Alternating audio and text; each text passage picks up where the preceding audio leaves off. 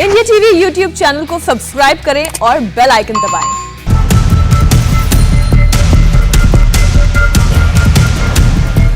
देश में कोरोना से अनाथ हुए बच्चों की तादाद 1-2 नहीं है।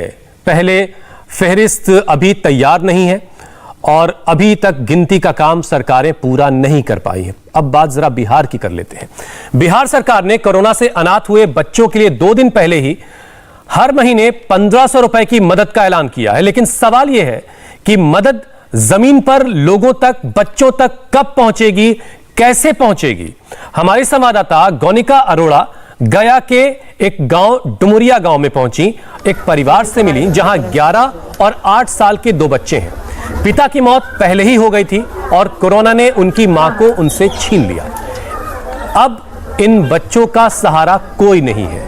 बच्चे खुद खाना पकाते हैं, बड़ा भाई मजदूरी करता है, 300 रुपए रोज कमाता है और उससे अब ये घर चल रहा। आप समझिए कि जिस घर में 2 बच्चे हैं और एक 7 साल का या दूसरा 10 का है, तो जो 10 वाला है वो अब घर का बड़ा हो चुका है। उस पर माँ और बाप दोनों की जिम्मेदारी आ पड़ी है। गौनिका की रिपोर्ट देखिए आप। कोरोना की मार ने कई परिवारों को उजाड़ दिया। किसी ने अपना पति खोया, तो किसी ने अपनी पत्नी को, तो किसी ने अपने माँ बाप को खो दिया।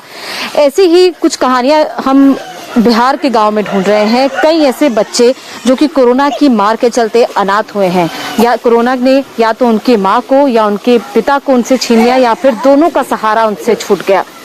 ऐसे ही एक बच्चे से मिलने के लिए हम इस वक्त गया के डुमरिया गांव में पहुंचे हैं। डुमरिया में शत्रुघ्न, जो कि करीब 11 साल का ये बच्चा है, इस बच्चे का एक 7 साल का छोटा भाई भी है, लेकिन अब दोनों बच्चे बिल्कुल अकेले हैं। सिर्फ आसपास के लोग हैं, चाचा हैं, उनका परिवार है जो बच्चे की देखभाल कर रहा है। बच्चे का घर एक छोटा सा घर है। पहले पिता का साया 3 से 4 साल पहले ही सर से उठ गया था। इसके बाद माँ इनका पालन पोषण करती थी। माँ ही जितना कमाती थी उसी में बच्चों का गुजारा होता था। लेकिन अब कोरोना ने मार्च में इनकी माँ को भी इनसे छीन लिया। माँ कई दिन तक बीमार रही, अस्पताल में भर्ती रही, इलाज भी चलता रहा, लेकिन वो बच नहीं पाई और शत्रुघ्न और उसका छोटा भाई दोनों अकेले हैं। स्थिति ऐसी है कि बहुत ही परिस्थिति अच्छी नहीं है। कई एनजीओ हैं जो उनकी मदद कर रहे हैं। एक एनजीओ की तरफ से उन्हें राशन दिया गया, उन्हें पैसा मुहैया करवाया जा रहा है ताकि बच्चे अपना पालन पोषण कर पाएं। और इसी घर में इस वक्त पूरा अंधेरा पसरा हुआ है, अंधेरा जो कि इस वक्त शत्रुघ्न और उसके भाई की जिंदगी में भी पसरा हुआ है। शत्रुघ्न इस वक्त हमारे साथ है। बेहद ही दुख की ये घड़ी है कि हमें ऐसी स्थिति में इस बच्चे से बात करनी पड़ रही है। शत्रुघ्न, क्या हुआ था माँ को? ठीक है आप? नहीं, आप ये मास्क पहन लीजिए। ठीक है आप? हाँ ठीक है मैं। क्या हुआ था माँ को? माँ के बहुत जोर से बुखार, सर्दी, खोखी, पेट दर्द दे रहा था मैं। उसी के चलते मेरी माँ मर चुकी। इलाज चला था, कहाँ लेकर गए थे इलाज के लिए उनको? इलाज करने के लिए ले गए थे, रानी गए। हुआ फिर नहीं अच्छी हुआ से घर लान लिए से फिर अच्छी हो गया। देखिए, बुखार था, वही सारे लक्षण थे जो कोरोना में होते हैं। और जो एनजीओ से हमारी बात हुई, उनका ये कहना है कि माँ को कोरोना था। हालांकि क्योंकि ये गांव का एरिया है, यहाँ पर जांच सही तरीके से उस वक्त नहीं हो पाई थी। अस्पताल में इलाज भी चला, लेकिन तब भी नहीं बच पाई। और जाहिर तौर पर बच्चे को ज्यादा जानकारी नहीं है कि क्या हुआ था, कोरोना हुआ था या फिर क्या हुआ था। अभी आप लोग कितने भाई हैं आप लोग? 2 भाई हैं? 2 भाई हैं हमने। छोटे भाई की क्या उम्र है? 9 होगा। तो अभी कहाँ रहते हैं आप दोनों? यहीं पे इसी घर में रहते हैं? इसी घर में रहते हैं। मैं इसी घर में रहते, इसी घर बना के खाते हैं। बड़ा अगर परिवार में कहें तो सिर्फ शत्रुघ्न है, जो खुद 12 साल के हैं। छोटा भाई है जो 8 साल का है, इस वक्त नानी के घर गया हुआ है। जाहिर तौर पर बच्चों को माँ की याद भी आती है, पेट भी पालना है, उसके लिए खुद भी काम करते हैं, लेकिन संस्थान भी मदद कर रहे हैं। इसके अलावा अब सरकार की तरफ से भी मदद की जाएगी। कैमरा पर्सन राजेश्वर के साथ गौनिका अरोड़ा, इंडिया टीवी, डुमरिया, गया। इनकी माँ को तबीयत खराब था और मतलब तबीयत खराब था तो धीरे धीरे इलाज चलता रहा। क्या लक्षण थे? लक्षण वही सर्दी जुकाम, तो इस टाइप के लक्षण था। तो इलाज चल रहा था। इलाज चलते चलते कभी ठीक भी हो जाए, फिर कभी मतलब बुखार लगे, खांसी लगे, इस टाइप में था। इन बच्चों की जिंदगी में कितना अंधेरा पसरा है, कौन है जिम्मेदार इसके लिए? और अभी मदद जो है वो प्रक्रिया में उलझी हुई है, सरकारी प्रक्रिया। जरा सोचिए कि 12 साल का एक बच्चा मां के जाने के बाद किस तरह की तकलीफों को, किस तरह के दर्द को झेल रहा है। छोटे भाई के लिए वो मां भी है और बाप भी है, और अब उसे सिस्टम से भी जूझना है ताकि सरकारी मदद उस तक पहुंच सके। अब आपको राजस्थान की कहानी बताते हैं, राजस्थान के बूंदी की, जहां के दलेलपुरा गांव में एक परिवार ऐसा है जिसमें सिर्फ 3 भाई बहन बाकी बचे हैं। बच्चों के ऊपर से पिता का साया पहले ही उठ चुका था और कोरोना ने उनकी मां को भी उनसे छीन लिया। मां जो बाप और मां दोनों का किरदार निभा रही थीं, वो भी अब नहीं है। मां के इलाज में 50,000 का कर्ज चढ़ गया। अब छोटे भाई बहन की परवरिश भी करनी है और गांव वालों का जो कर्ज है वो भी बड़े भाई को अदा करना है। मेरी माँ की तबीयत खराब हुई थी।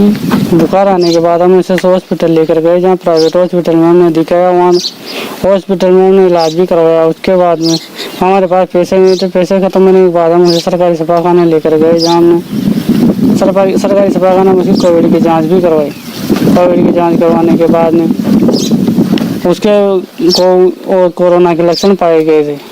कोरोना के लक्षण पाने के बाद वो ऑक्सीजन भी लगा था, जिसमें हमें 40-50 हज़ार रुपया खर्चा भी हुआ था, जो हमने गाँव वालों की मदद से कर्ज लेकर इलाज करवाया। और सरकार की तरफ से अभी तक हमें कोई मदद नहीं मिली। मेरे दोनों भाई बहनों की जिम्मेदारी मेरे ऊपर है। मेरी मम्मी के ऑक्सीजन भी लगा था और उनकी फिर मौत हो गई। गाँव वालों से कर्ज लेकर भैया ने आगे का इलाज शुरू किया और हम दोनों भाई बहन की जिम्मेदारी भी भैया पे आ गई। फिर कैसे भी करके भैया घर चला रहे हैं हमारा। मैं पढ़ना चाहती हूँ। बूंदी के ही दलेलपुरा गांव में 5 साल का एक बच्चा हिमांशु भी कोरोना की वजह से अनाथ हो चुका है। 5 साल का मासूम अपनी मां की तस्वीर लिए बैठा रहता है, इस इंतजार में कि मां शायद किसी वक्त आ जाएगी। आप खुद अंदाजा लगाएं कि 5 साल का बच्चा कैसे अपनी मां के डेथ सर्टिफिकेट को हासिल करेगा, कहां से बनवाएगा, किसके पास जाएगा, कैसे सरकारी दफ्तरों के चक्कर में लगाकर वो मां के लिए डेथ सर्टिफिकेट हासिल कर पाएगा। अभी सब कुछ सरकारी प्रक्रियाओं में उलझा है। सरकारों ने बड़े बड़े ऐलान तो कर दिए, लेकिन मदद अभी किस तक पहुंची है और कब तक पहुंचेगी, ये अहम सवाल है। राजस्थान में दिक्कत इस बात की भी है कि अभी तक ऐसे बच्चों का सर्वे कंप्लीट नहीं हुआ है। राजस्थान बाल संरक्षण आयोग की अध्यक्ष संगीता बेनीवाल ने कहा कि सर्वे अभी चल रहा है। संगीता बेनीवाल ने यह भी कहा कि अब तक 500 बच्चों का पता लगा है जिन्होंने अपने माता पिता को खो दिया है। सुनिए वो क्या कह रही हैं। कृपया करके इस पे राजनीति न करें, नंबरिंग पे ना जाएं, ये प्रयास करें। संख्या 17 से 500 होना, मैं कहती हूँ अभी तक सर्वे चल रहा है, अभी तक काम चल रहा है और हो सकता है और भी बच्चे इस तरह के हमारे सामने निकल कर आए, संख्या और भी बढ़े। हमको इन सब संख्याओं को छुपाना नहीं है, आगे लेकर आना है, उजागर करना है। यही हमारे मुख्यमंत्री जी भी इसको लेकर संवेदनशील है और उन्होंने भी स्पष्ट कह दिया है कि हर बच्चे तक, प्रत्येक बच्चे तक सरकार की योजनाओं का लाभ पहुंचे। उसको लेकर आइडेंटिफाई किया जा रहा है, मॉनिटरिंग की जा रही है। मेरा निवेदन रहेगा इस पर कोई राजनीतिकरण ना किया जाए। और जो भी सरकारी प्रतिनिधि कैमरे के सामने आता है वो पहले अपने सरकारों की तारीफ करने लगता है, लेकिन ये नहीं बता पाता कि कितने बच्चों तक आप मदद पहुंचा चुके हैं। कोरोना से अनाथ हुए बच्चों के लिए पीएम मोदी ने 4 दिन पहले ही बड़ी योजना को लॉन्च किया था, जिसके तहत हर बच्चे के लिए 18 साल की उम्र तक सरकारी मदद देने की बात कही गई। लेकिन इस स्कीम के लिए बच्चों के आंकड़े देने का काम राज्यों के जिम्मे है। आपको बताते हैं कि बच्चों को लेकर मोदी सरकार ने क्या क्या ऐलान किया है। ऐसे बच्चों को उसके रिहायशी इलाके में जहां पर वो बच्चा रहता है उसी के आसपास उसको मुफ्त में शिक्षा मिले, यह सुनिश्चित किया जाएगा। 18 साल की उम्र तक हर महीने आर्थिक मदद दी जाएगी। इसके साथ ही साथ 23 साल की उम्र में पीएम केयर्स से 10 लाख रुपए की आर्थिक मदद भी बच्चे को दी जाएगी जब वो 23 साल का हो चुकेगा। आयुष्मान भारत योजना के तहत 18 साल तक बच्चे को 5 लाख रुपए का मुफ्त स्वास्थ्य बीमा भी मिलेगा और प्रीमियम का भुगतान भी सरकार की तरफ से किया जाएगा। 10 साल तक बच्चे को केंद्रीय विद्यालय या फिर एक निजी स्कूल में डे स्कॉलर के रूप में दाखिला दिलवाया जाएगा। अगर बच्चे को किसी निजी स्कूल में भर्ती कराया जाता है तो फीस पीएम केयर्स फंड से दी जाएगी। स्कूल यूनिफॉर्म, किताबें, नोटबुक, ये तमाम सारा जो खर्च है वो भी सरकार वहन करेगी, सरकार इस खर्चे को उठाएगी। बच्चों को केंद्र सरकार के किसी भी आवासीय विद्यालय जैसे सैनिक स्कूल है, नवोदय विद्यालय है, इसमें दाखिला दिला दिया जाएगा। अगर बच्चे का कोई रिश्तेदार बच्चे की देखभाल करना चाहता है तो उसे उसके नजदीक के केंद्रीय विद्यालय या फिर निजी स्कूल में उसका दाखिला करवा करके सरकार इस तरीके से मदद करना चाहती है। लेकिन अभी गिनती का काम ही पूरा नहीं हुआ है। अनाथ बच्चों पर हमारी रिपोर्ट में अब बात हम अजमेर की कर लेते हैं, जहां कोरोना वॉरियर के तौर पर काम करने वाली चंद्रावती और करतार सिंह की कोरोना की वजह से मौत हो गई। अब परिवार में 2 बेटियां बाकी बची हैं। आगे पढ़ाई कैसे होगी, घर की सारी जो जिम्मेदारियां हैं वो कौन उठाएगा, घर का कामकाज कैसे चलेगा, अब इसके लिए सरकार से मदद की उम्मीद है। 28 तारीख को वहाँ पे एडमिट कराया गया था। ट्रीटमेंट कोविड का ही चला है पूरा, और 5 मई को मम्मी की डेथ हो गई है। उसका रीज़न हमें कार्डियक अरेस्ट बताया गया है कि हार्ट अटैक से हुई है। 6 दिन बाद पापा की भी डेथ हो गई 11 मई को। उनको भी कोविड था, कोविड का ही ट्रीटमेंट चला, पर हमें डेथ का रीज़न रिफ्रैक्टरी शॉक बताया गया है। हमें गवर्नमेंट कुछ हेल्प करे, क्योंकि हमारे आगे पीछे कोई नहीं है। जो भी थे हमारे मम्मी पापा थे। डेथ सर्टिफिकेट पे मेंशन भी नहीं करा गया है, तो हमें उस बात का बहुत वो आश्चर्य हो रहा है कि क्यों मेंशन नहीं किया गया है। इस बात पे थोड़ा सा करें, जांच पड़ताल करें थोड़ा सा कि क्यों मेंशन नहीं किया गया है। तो कोरोना से ठीक हो गए थे सर? उनकी क्या पॉजिटिव ही आ रही थी रिपोर्ट। अभी यह भी एक बहुत बड़ी उलझन है कि जो बच्चे अनाथ हुए हैं उनके माता पिता को जो डेथ सर्टिफिकेट मिलेगा उसमें क्या मेंशनिंग होगी। क्या उनके माता पिता में से किसी एक की जान जो है वो कोरोना की वजह से गई है तभी उनको आर्थिक मदद मिलेगी। ऐसे बहुत सारे सवाल हैं जिनका सामना अभी इन बच्चों को करना होगा। कोरोना संकट के बीच यूपी के मुख्यमंत्री योगी आदित्यनाथ ने कोरोना के कारण अनाथ हुए बच्चों के लिए बड़ा कदम उठाया है। मुख्यमंत्री बाल सेवा योजना के तहत जिन बच्चों ने अपने माता पिता को खो दिया उनकी पूरी जिम्मेदारी सरकार उठाएगी। सरकार अनाथ हुए बच्चों के भरण पोषण, शिक्षा और मेडिकल, ये तमाम सारी जो जिम्मेदारियां हैं वो सरकार उठाएगी और इसकी योजना बना ली गई है। इस योजना में 18 साल तक के ऐसे बच्चे शामिल किए जाएंगे जिनके माता पिता दोनों की मौत कोविड काल में हो गई है। इसके अलावा इस योजना में वो बच्चे भी शामिल होंगे जिनके माता पिता में से किसी एक की मौत 1 मार्च 2020 से पहले हो गई थी। और इतना ही नहीं, अगर किसी बच्चे के मां बाप की मौत कोविड के पहले हो गई है और उसके लीगल केयरटेकर की भी मौत कोविड काल में हो गई तो उन बच्चों को भी इस योजना का फायदा मिलेगा। यह बहुत अच्छी बात इस योजना में नजर आ रही है। अनाथ हुए बच्चों के पालन पोषण पर योगी सरकार का फैसला क्या है वो अब जरा सुनिए आप। हमारे संवाददाता विशाल सिंह भी इस वक्त हमारे साथ जुड़ चुके हैं। विशाल, ऐलान बड़े बड़े हो चुके हैं, क्या गिनती का काम उत्तर प्रदेश सरकार पूरा कर सकी है अब तक कि कितने बच्चे हैं जो उत्तर प्रदेश में कोविड की वजह से अनाथ हुए हैं?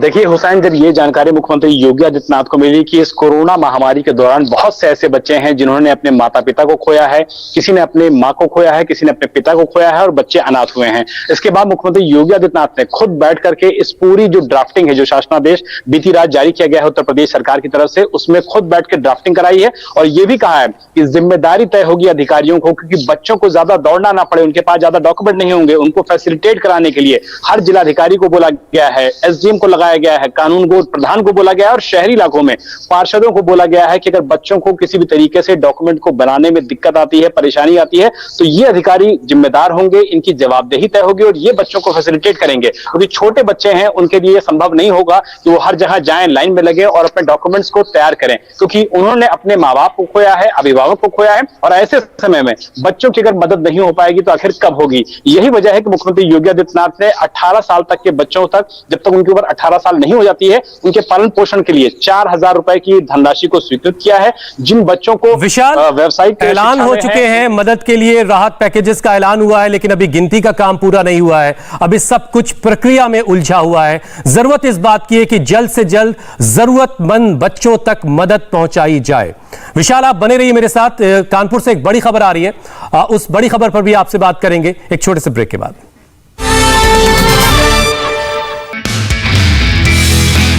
नमस्ते, मैं हूं मीनाक्षी जोशी। वीडियो और खबरों से अपडेट रहने के लिए India TV YouTube channel subscribe करें, बेल आइकन दबाना ना भूलें। जुड़े रहें इंडिया टीवी के साथ।